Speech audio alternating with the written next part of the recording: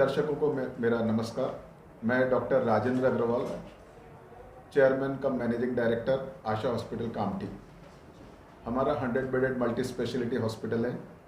इस हॉस्पिटल में कोविड और नॉन कोविड पेशेंट्स को ठीक करने की, दुरुस्त करने की, उनका इलाज करने की व्यवस्था की गई है। और साथ ही साथ 1 मार्च से जो गवर्नमेंट ऑफ इंडिया ने कोविड वैक्सीनेशन का जो ड्राइव 60 वर्ष व अबव व 45 से 62 वर्ष विद कोमॉर्बिडिटीज़ जो शुरू की है, वो हमारे इस हॉस्पिटल आशा हॉस्पिटल कामठी कैंटोनमेंट में शुरुआत की गई है।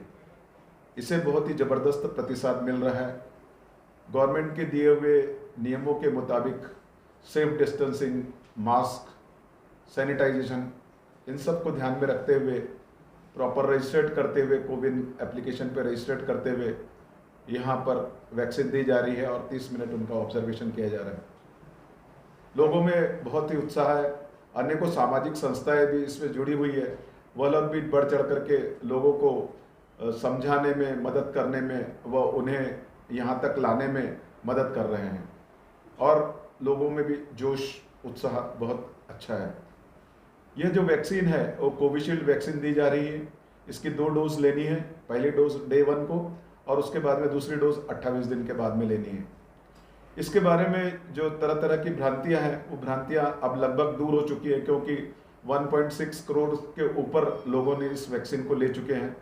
और सबसे ज़्यादा हेल्थ वर्कर और नामी गिरामी डॉक्टर्स जो ऑल ओवर इंडिया हैं, उन लोगों ने इस वैक्सीन को लिया है। हेल्थ केयर वर्कर्स ने लिया है, फ्रंटलाइन वर्कर्स ने लिया है, और अब 60 वर्ष के ऊपर भी लोग, और जो 45 वर्ष के ऊपर जिनको डिसीजेस हैं, कोमॉर्बिडिटीज़ हैं, क्योंकि ये इसमें प्रायोरिटी इसलिए तय की गई है कि इसमें जो लोगों को कोविड होने के बाद में ज़िंदगी और मौत का सवाल आता है, ऐसे लोगों की बचाव पहले करने की व्यवस्था भारत सरकार ने की है। और हमें यह खुशी है, हमें ये गर्व है कि हमको यह मौका, ये सेवा करने का मौका भारत सरकार ने प्रधानमंत्री जन आरोग्य योजना के अंतर्गत हमारा हॉस्पिटल रजिस्टर्ड होने की वजह से हमें दिया है। हमारे हॉस्पिटल में कोविड की और नॉन कोविड की दोनों की व्यवस्था राइट फ्रॉम बिगिनिंग चल रही है। हमने कोविड सेंटर को अलग रखा है, नॉन कोविड सेंटर को अलग रखा है। और हमारे इस हॉस्पिटल में डेली अंदाज 4 से 5 एंजियोप्लास्टिक्स पर डेज, 15 से 20 पर मंथ CABG यानी हार्ट की surgery, wall replacement, cancer surgery, hip replacement व हड्डियों के ऑपरेशंस व अनेकों प्रकार के जो राजीव गांधी योजना या प्रधानमंत्री योजना, महात्मा ज्योतिबा फुले योजना में व्यवस्था की गई है, उसके अंतर्गत हम दे रहे हैं। और हमें खुशी है बहुत कि हम दोनों प्रकार के मरीजों का इलाज कर पा रहे हैं। अगर वैक्सीन की बात की जाए तो वैक्सीन लगवाने का क्या प्रोसेस है? अगर एक सामान्य व्यक्ति को वैक्सीन लगाना है तो उसको किन मापदंडों से गुजरना पड़ेगा? किस तरह से वो वैक्सीन लगा सकता है? जिस व्यक्ति को भी वैक्सीन लगाना है, हर व्यक्ति को वैक्सीन अभी ये समय पर संभव नहीं है। गवर्नमेंट की गाइडलाइंस है कि जो 60 वर्ष के ऊपर व्यक्ति हैं, वो व्यक्ति वैक्सीन लगा सकते हैं। और 45 से 62 वर्ष के उम्र वाले जिन्हें कोमॉर्बिडिटीज़ हैं, कोमॉर्बिडिटीज़ में कुछ कंडीशंस हैं जिसमें ब्लड प्रेशर से संबंधित, डायबिटीज़ से संबंधित, कैंसर से संबंधित व अन्य संबंधित स्पेसिफाइड है, उसकी व्यवस्था, उसकी कोमॉर्बिडिटीज़ डिफाइन की हुई है और वो कोमॉर्बिडिटीज़ के अंतर्गत वो कर सकते हैं। उसके लिए कोविन एप्लीकेशन में, कोविन ऐप में जा कर के हमको अपना मोबाइल नंबर, जिसको रजिस्टर्ड करना है उसको अपना मोबाइल नंबर डालना पड़ता है। मोबाइल नंबर डालने के बाद में उनको एक OTP आता है। उस OTP को फिर से उसमें डाल करके अपना जो नाम है उसको रजिस्टर्ड किया जाता है। रजिस्टर्ड करने के बाद में जिस जगहों पर आपको कोविड की वैक्सीन लेना है, उस सेंटर का नाम आपको चूज करना होता है और उस सेंटर की डेट और समय आपको चूज करना होता है। मॉर्निंग का समय करना है या आफ्टरनून का समय करना है, कौन सी डेट को आपको करना है, ये सब चीज़ आप स्वयं कर सकते हैं। अन्यथा जो सेंटर्स है, हमारा जो सेंटर्स है, उस सेंटर्स में यदि कोई व्यक्ति ने रजिस्ट्रेशन नहीं कर पाता है तो यहाँ पे हमारे वॉलंटियर्स उसको मदद करते हैं और उसका रजिस्ट्रेशन करके उसे पूरी मदद के साथ में वैक्सीनेशन दिलाया जाता है। और साथ ही साथ हम लोग जो एडवर्स इफेक्ट है उसके तरफ भी पूरा ध्यान रखते हैं और उसकी पूरी तरह उनको संज्ञान में लाते हैं कि किस तरीके के एडवर्स इफेक्ट हो सकते हैं और क्या करना चाहिए। बहुत से लोगों को माइल्ड सिम्टम्स होने की संभावना रहती है, जो कि बॉडी एक जगहों पे इंजेक्शन की जगहों पे दर्द होना या हल्का सा बुखार आना, ये बहुत कॉमन सिम्टम्स रह सकते हैं, लेकिन बहुत मेजर सिम्टम्स लगभग नहीं के बराबर लोगों को आते हैं।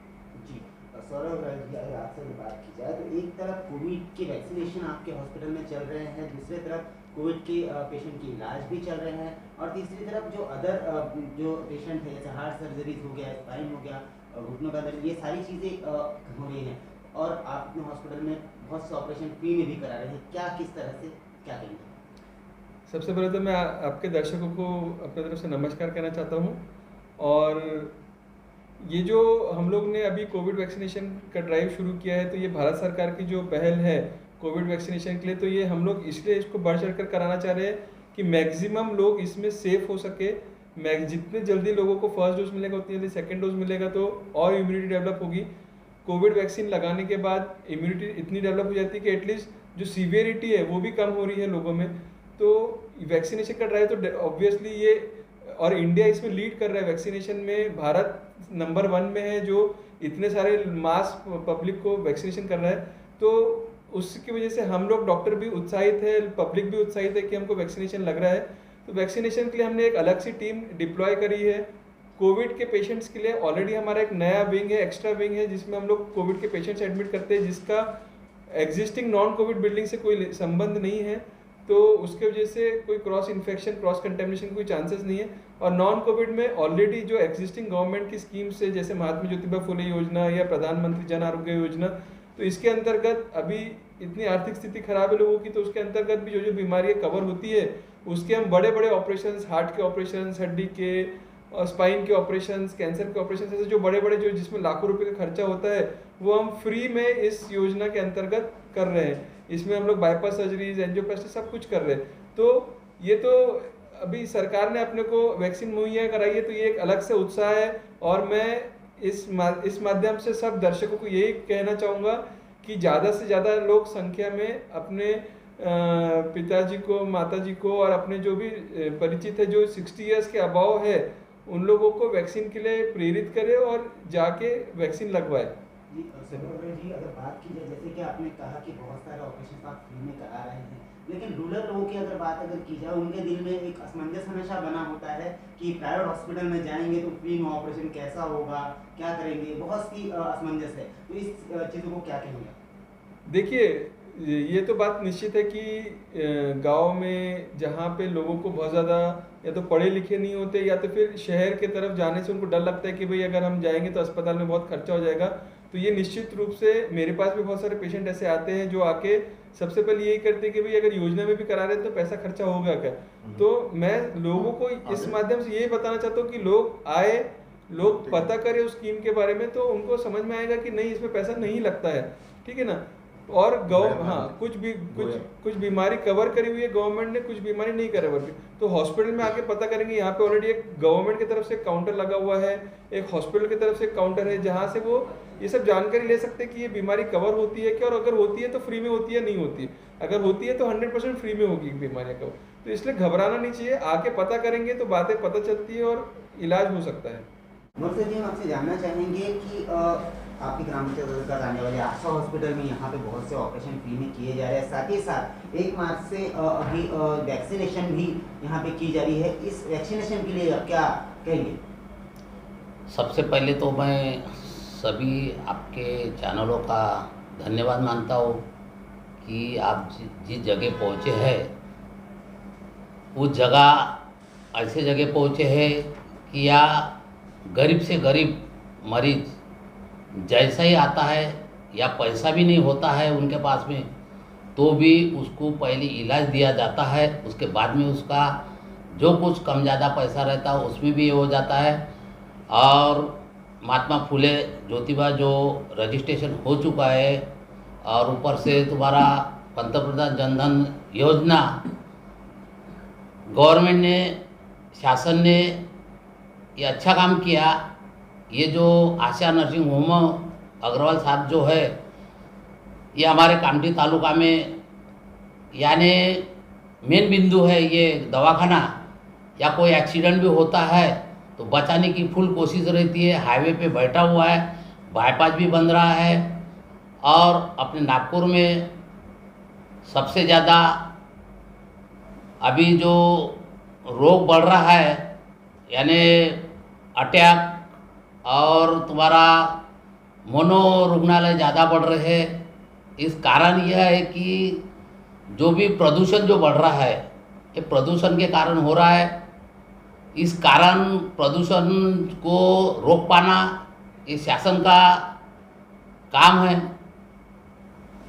वैक्सीन जो दी जा रही है, अगर हम वैक्सीन की बात करें तो वैक्सीन के बारे में क्या संदेश आप चैनल के माध्यम से जनता को देंगे? किस तरह जनता को प्रेरित करेंगे कि वो आशा हॉस्पिटल में आके वैक्सीनेशन का लाभ उठाए? सबसे पहले तो मैं ये बताना चाहता हूँ कि कल ही मैंने तहसीलदार साहब से बात की, कामठी के अरविंद जी हिंगे साहब से, और पीएचसी गुमतई के राउत साहब से, कि मेरे गांव में वैक्सीन कब आएंगी। उन्हें बताया कि पहले सबसे जो भी केंद्र है, खेड़े जो भी यानी विलेज में जो भी केंद्र है, उनके यहाँ पहले सबसे दिया जा रहा है, और फिर बाद में हर गांव में जो उपकेंद्र है वहाँ पे दिए जाएंगी।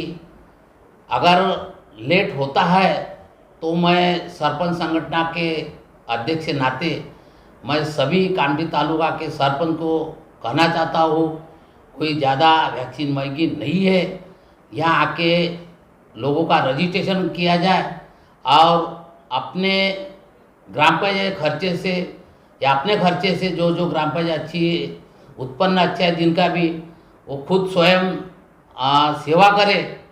मैं यही अपने चैनल के माध्यम से बोल रहा हूँ